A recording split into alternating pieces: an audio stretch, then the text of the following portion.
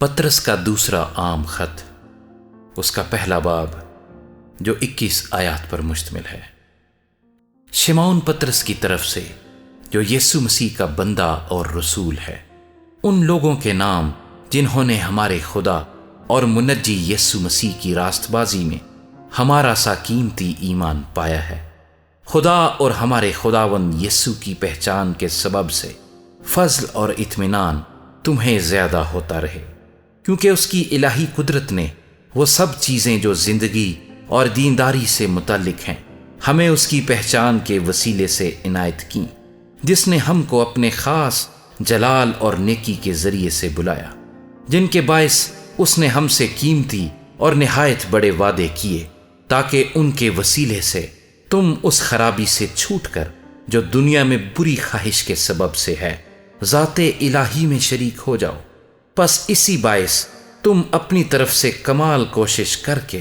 اپنے ایمان پر نیکی اور نیکی پر معرفت اور معرفت پر پرہیزگاری اور پرہیزگاری پر صبر اور صبر پر دینداری اور دینداری پر برادرانہ الفت اور برادرانہ الفت پر محبت بڑھاؤ، کیونکہ اگر یہ باتیں تم میں موجود ہوں اور زیادہ بھی ہوتی جائیں تو تم کو ہمارے خداوند یسوع مسیح کے پہچاننے میں بیکار اور بے پھل نہ ہونے دیں گی۔ اور جس میں یہ باتیں نہ ہوں وہ اندھا ہے اور کوتاہ نظر اور اپنے پہلے گناہوں کے دھوئے جانے کو بھولے بیٹھا ہے۔ پس اے بھائیو، اپنے بلاوے اور برگزیدگی کو ثابت کرنے کی زیادہ کوشش کرو، کیونکہ اگر ایسا کرو گے تو کبھی ٹھوکر نہ کھاؤ گے، بلکہ اس سے تم ہمارے خداوند اور منجی یسوع مسیح کی ابدی بادشاہی میں بڑی عزت کے ساتھ داخل کیے جاؤ گے۔ اس لیے میں تمہیں یہ باتیں یاد دلانے کو ہمیشہ مستعد رہوں گا، اگرچہ تم ان سے واقف اور اس حق بات پر قائم ہو جو تمہیں حاصل ہے، اور جب تک میں اس خیمے میں ہوں تمہیں یاد دلا دلا کر ابھارنا اپنے اوپر واجب سمجھتا ہوں، کیونکہ ہمارے خداوند یسوع مسیح کے بتانے کے موافق مجھے معلوم ہے کہ میرے خیمے کے گرائے جانے کا وقت جلد آنے والا ہے۔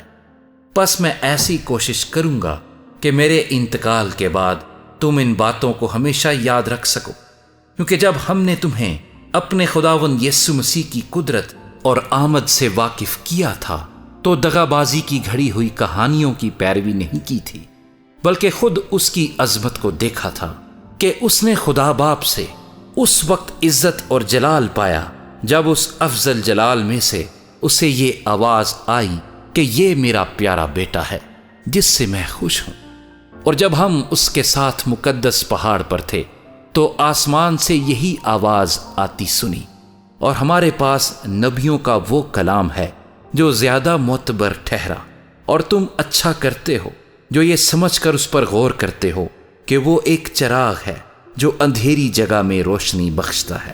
جب تک پو نہ پھٹے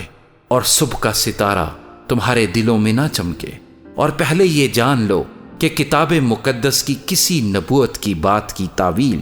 کسی کے ذاتی اختیار پر موقوف نہیں،